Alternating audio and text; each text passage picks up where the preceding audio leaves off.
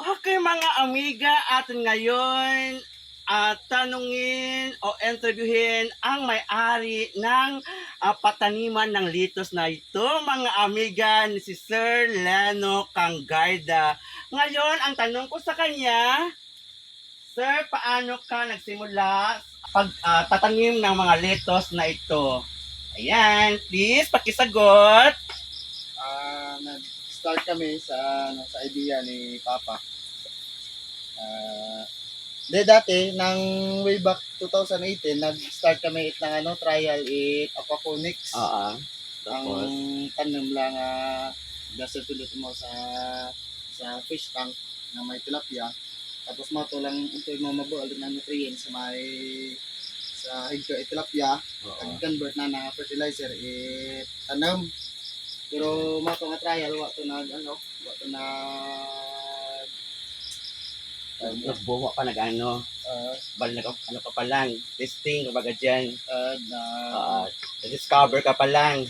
sa nga nag-abot ang pandemic, mato na kami nag-stop kami ang mato ang setup namin. May fish tank lang sa may damin na. Okay. Ayan amiga, from down, nag-discover na muna siya kung paano magpatubo o magtanim ng lettuce. And then, ngayon, nakilala na siya dito sa aming lugar sa Panday Antique at dito din mismo sa Matatuan sa Pragante, Pandan, mga amiga. Ayan, atin pa rin pagpatuloy ang ating pagtanong sa kanya. At ngayon, sir, nakilala ka na kung paano napupunta dito ang mga customer mo para bumili ng lettuce na ito. Kasi ang lettuce nito, mga amiga, ay malaking tulong ito sa ating sarili, lalo sa ating health, mga amiga, dahil marami itong benefits na bibigay sa ating katawan. Dahil ito ay nagbibigay ng mga vitamins like vitamin A and vitamin K. Ayan mga amiga, for healthy skin, also for bones and others, and also for the good for the people nga mayroong diabetes na naramdaman sa sarili or mayroon siyang cholesterol. Alam niyo mga amiga, ang lettuce nito ay maganda din laging kainin dahil ito nakatulong sa ating katawan. Ayan mga amiga, tuloy pa rin ating pag-interview. Ngayon, paano siya nakilala si Sir Lennon sa pagtatanim ng kanyang produkto na ang tatawag nating lettuce, mga amiga. Ayan, ating pakinggan. Paano ka nakilala, sir? Nag-umpisa Bali, ka? last year lang kami nag-umpisa kaya ng trial So bali tanan ni Papa yung idea. So, paano mo ito naibenta ba sa mga sa labas, sa like Una ako lang sa sa amin nga community lang ako dyan sa Pagante. tapos, May gabolit ng narinig na siya. Basta Okay. kung sa may social media mo. Ayun. Gina-market. Ayan amiga ha, na-discover din siya pala sa social media kasi lagi siyang pinopromote itong kanyang tanim at ngayon namin ng mga taong pupunta dito upang bumili ng kanyang tanim na lettuce, mga amiga. So umpisa noon, dami na pupunta dito sa kanya at bumibili ng tanim na ito. Ayan, diretso pa. Ito lang. Kaya ligad lang ligad nga July may din nag-umpisa man ang program Department of Agriculture nga the Young Farmers Challenge. Kumbaga ang nag-umpisa ran ng 2000. So nag-join ka? 2021 basta nag-umpisa ran. Okay. Kung nag-join ikaw sa contest, ano yan? Competition. Ayan mga amiga, imagine ha, sumali siya sa isang competition dito sa aming bayan. Ang tatawag nun, Young Farmers okay, Young Farmers Challenge, mga amiga, at siya ay sumali. At ngayon tanongin kung siya ba ay nanalo, mga amiga. Bali Nanalo ka rin. niya nagpasa dyan sa bilog nga province of Antique. Ang anam lang din qualified at matugin Kailan kayong participant? pa present kami aming enterprise. Kailan kayong participant ba? Ano man? ang udya sa bilog ng ticket daw sobra 20 plus man na ano. Oh, imagine ha, more than 20 plus contestant nag-join sa ganong patimpalak for Farmers Young Challenge. Imagine ha, siya ay nanalo mga amiga kasi nga magaling siya magtanim ng litos na ito mga amiga. Ayan, atin ngayon itanong ha, paano pala ang mga na-experience sa kanya, kung paano niya naitanim ang ganito gulay. Ayan, anong mga experience mo dito ba? Ano lang, puro trial and error lang git. Mantaw sa mga YouTube, basa lang git mga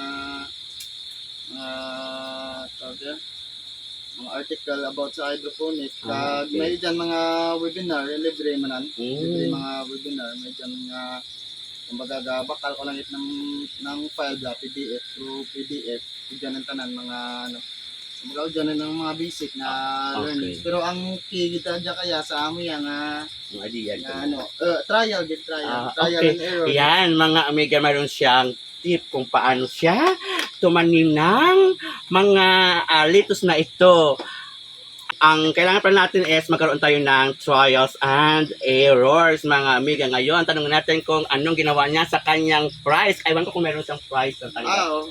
O, mayroon daw siyang tinanggap na prize sa Ang kanyang price experiment. nga startup na nadagan to sa may competition. Yara na ang yara ang ano expansion na nanit ng ano Video ng mo. greenhouse. Okay, di mo. Okay. Ayun daw, ang ginawa daw niya sa price niya, ginawa niyang expansion na house na kung saan doon ang taniman din ng mga litos.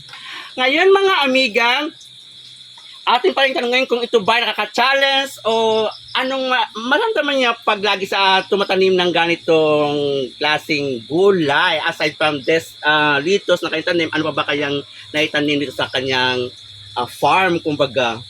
Ano pa ba yung tanim niya?